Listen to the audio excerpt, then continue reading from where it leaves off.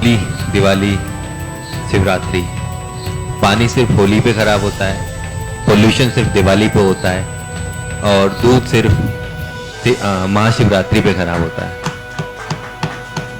इसके अगेंस्ट इस क्वेश्चन का इसका ईमानदारी से जवाब आपने मुझसे बहुत बेहतर दिया था जब हम 19 अप्रैल की मीटिंग की तैयारी के लिए पहली बार मिले थे।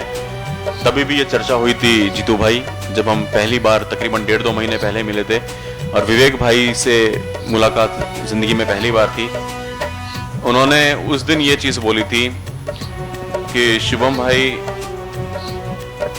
ये मीडिया वाले महाशिवरात्रि पे आधे घंटे, एक घंटे के एपिसोड्स बना के चलाते हैं, रोते रहते हैं, देखो देखो दूध की बर्बादी, देखो देखो दूध की बर्बादी, ये कौन से इनके भगवान है जो इनको दूध पिला रहे हैं, कहाँ ये पत्थरों में दूध जाके समाएगा, कैसे ये धर्म के अनुयायी हैं जो दूध बहाते हैं।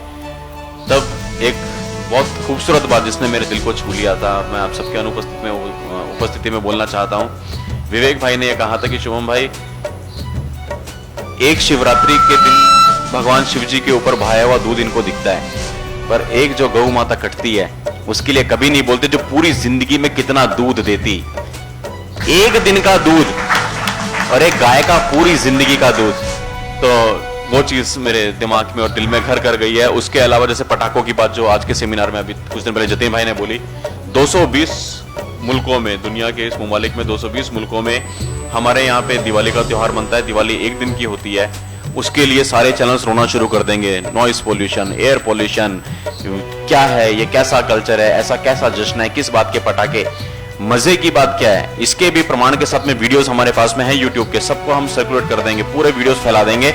वही चैनल्स 31 दिसंबर की रात पे क्या टेलीकास्ट करते हैं, दुनिया भर में नए साल का जश्न, दुनिया भर में रंगारंग आतिशबाजी। 220 देशों में एक देश की आतिशबाजी तुम्हें भारी पड़ रही है एक ही दिन के लिए, और 220 मुल्कों की आतिशबाजी तुम लाइव दिखा रहे हो। ये डबल स्टैंडर्ड्स है, हमें यही अवेयरनेस लोगों में लेके आनी है। होली पे आप पे तो पानी बर्बाद हो रहा है, मैं फिर से कहूंगा हमें किसी धर्म से कोई एलर्जी नहीं है, लेकिन अगर तुम एक बाप की औलाद हो, मीडिया वालों, अगर एक बाप की औलाद हो, मैंने कहा था आज कुछ कुंदक में ऐसे वर्ड्स निकल सकते हैं, माफ कीजिएगा, लेकिन चैलेंज करता हूं, एक बाप की औलाद हो तो मुहर्रम पे बना दो ना आधे घंटे का एपिसोड। ये क्यों 5-5 साल के बच्चों की चमड़ी उधड़वा गया है, ये चला के दिखा दो और 20 तारीख की सुबह जिंदा उठ के दिखा दो, मान जाऊंगा। हमें एलर्जी नहीं है, जो जिस धर्म का पालन कर रहा है बिल्कुल शौक से करे, लेकिन हमारी ये पीड़ा है, हम सताए हुए हैं अपने देश में। उस दिन गौरव भाई कहाँ है, गौरव भाई ने बोला था, इनके कोई मुस्लिम मित्र हैं जो कि एक दिन इनको बोल रहे थे कि ये भी उसी दिन की बात है जब विवेक भाई ने ये वाला बात बोली थी, पहली मीटिंग वाली, जब हम ऊपर बैठे हुए थे यहाँ पे।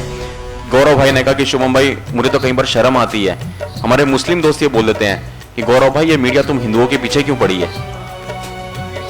मतलब मुस्लिम दोस्त ये बोलते हैं कि गौरव भाई, ये मीडिया तुम हिंदुओं के पीछे क्यों पड़ी है। बोले इसका जवाब क्या दूं। मैंने कहा इसका जवाब समय देगा। हमें किसी से नाराजगी नहीं है, किसी धर्म से एलर्जी नहीं है, लेकिन हाँ, मीडिया को आईना दिखाने का समय आ गया है और मीडिया ने हमारा जितना भी शोषण किया है उनको सूद समेत हम वापस लौटाएंगे। आसान रास्ता मैंने सेमिनार में बीच में बोला था, वो आसान रास्ता है, वो हम नहीं इख्तियार करेंगे, हम मुश्किल पथ पे चलेंगे।